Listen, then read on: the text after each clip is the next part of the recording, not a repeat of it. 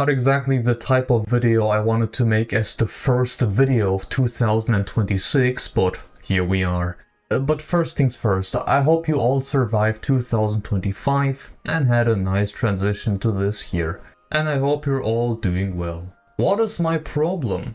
My problem is that I think Metroid Prime 4 is actually a very solid game. Where's the problem, you might ask? Well, when I finished the game at the end of December, I wanted to search for some of the songs from the game, adding them to my own video game OST playlist. Like the algorithm usually works, it understood that I'm interested in Metroid Prime 4 content, and started recommending me videos. Yeah. Metroid Prime 4 ended up being the worst case scenario. Metroid Prime 4 is the biggest disappointment of 2025. I hate Metroid Prime 4. Unironically, I don't think I have seen any positive videos on this game being recommended to me. I go onto some of their channels and see, well, would you look at that, only this kind of content, and it does pretty well, actually. Honestly, why am I wasting my time on things like the size comparison here? A lot of people seem to dislike it and were massively disappointed because of the lack of Xenosaga, for example. Although I stated 100 times that I haven't played the games yet, and I just wanted to include some Xenosaga models that I found, because why not?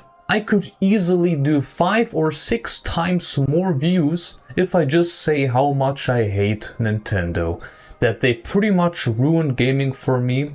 As a matter of fact, my life isn't quite the same after playing their games. I think they ruined me to my core. Is that a trend? Well, why are so many people, I can't really call them content creator, so keen on jumping on that negativity train? The desert is trash, the NPCs are trash, the green crystals are trash, Retro Studios has no clue what they are doing. And let's repeat those 4 sentences for a 10-minute video, part of a 3-part video series. Let me chime in here. So first things first, yes, the desert was unnecessary, and yet it bothered me less than I expected it to. The green crystal thing was an unnecessary grind? Yeah, I agree. But considering the amount you need and me just collecting them left and right anyways, while I'm driving from point A to point B, it really wasn't the worst thing out there. Because you also don't need all of them. The NPCs are cringe and were unnecessary. I wouldn't have minded their existence if their implementation would have been more passive, perhaps, less awkward, and also with some better writing. The amiibo paywalling and in-game radio, I mean, yeah, come on, that was a bad decision. Now, about Retro Studios themselves, I play video games for as long as I can remember. And from my experience, if a game takes a long time to develop, way longer than a game usually takes, something is wrong. In 90% of the cases, it results in subpar games, solid at best. We saw it time and time again. Then an interview drops, actually just a few days ago, stating that, in a nutshell, that mess that Bandai Namco has originally created, the quote-unquote cancelled project, which was quote-unquote restarted by Retro Studios, was actually just Nintendo taking the mess that was the original Metroid Prime 4 project and giving it to Retro, with Nintendo simply saying, well, fix it. Which, hey, they tried, realizing that it's not exactly great looking, but backtracking was out of the cards just because of how many resources they have already been putting into it, you know, trying to save it, and for who knows how long. And at the end, they tried to make the best possible thing out of this mess. Let me tell you, I'm more than certain that even Retro Studios isn't quite happy with the release. But do you think those same people made a video on that news? Of course not. Wouldn't make any views anyways. Heck, they probably do not even care. A respectable channel like Nintendo Forecast made a great video on it though, and this is just my problem with YouTube altogether in the last year or two, maybe even 3. There are probably positive or hey, even neutral videos out there that mention the criticisms in a normal and a mentally healthy way, but it is drowned in a sea of successful negative content that the algorithm is also pushing. My video right here will very likely also drown. Actually, guaranteed. Metroid Prime 4 is the best looking Nintendo game I have ever seen. It is the best looking HDR video game experience I had since... Honestly, I'm not sure. It looks like it's eye candy. 4K 60 or 1080p at 120 FPS, and those 120 FPS are more stable than my mental health. I played through the whole game with the mouse controls. That was so much fun. This game had so many really cool boss fights. The art direction, the art design, the dungeons, especially the ice laboratory, were so much fun. Honestly, that was where Retro Studios just showed off that they still got it. And it proves to me that they have a fantastic groundwork, a foundation that they can build upon in the future. They just got treated kinda unfairly, so seeing such a hate wave online towards the game just saddens me. Will we have such a hate wave for every single release now? I heard it's the same thing also on the PlayStation, Xbox and PC. It's like everywhere right now. I swear, I get negative videos recommended after every video game release. And I tell YouTube that I am not interested in that content.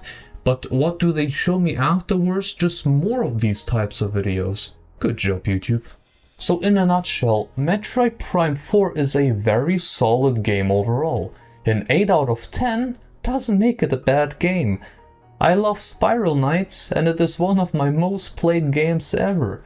And let me tell you, it ain't an 8 out of 10 for most people. Also the same thing with the game like Mickey Epic. I love these games. I love games in general. Oh well. Can't wait until the next controversy. Honestly, a little bit more real talk here. I hate YouTube more and more, unironically. Although this goes probably even beyond YouTube. You see that hate everywhere. YouTubers are leaving left and right, creator kinda vanishing here and there. The comment sections are kinda more toxic than ever before. You don't even see all of it. I mentioned it once before and I got called out where those comments are. And like many creator, I filter them out, obviously. Really bad words get removed. For you at least. I still see them all. You don't. And that's good. Some creator don't do that for more comments, more engagement. But I don't want that. Not this kind of engagement. From people calling me things I don't even want to say because I try to keep my channel family friendly. But yeah, I've also been told to off myself, so that's that. But yeah, even right before I started YouTube, I was told that I obviously do things to children, you know. They said it more directly.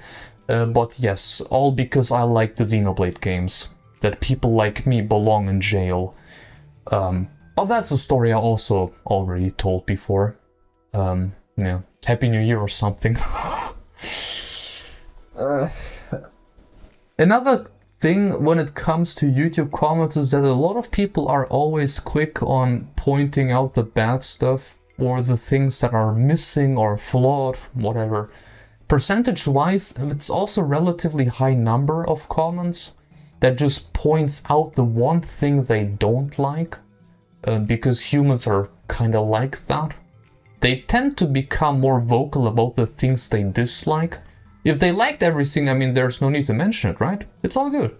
Moving on. I guess it'd be like that. Although I plan to vanish for a while from YouTube, because the platform is kinda not that fun anymore, although so is the whole internet space. For the mentioned reasons, I still have a few things I'd like to cover, and that didn't make it into the month of December. So last month was supposed to be my last month for a little while, but hey, ah well, here I am again. I'm also still streaming Xenosaga, by the way, on the SparksOpus Live and Twitch channel, so if you're interested, feel free to join in. We're actually having a really good time together. There's also more people in than usual, so that's nice. I'm glad you decided to watch SparksOpus content in the year of 2026. And I thank you very much for sticking by. I hope you have a really good day, and I'll see you all in the next video. Have a good one, folks.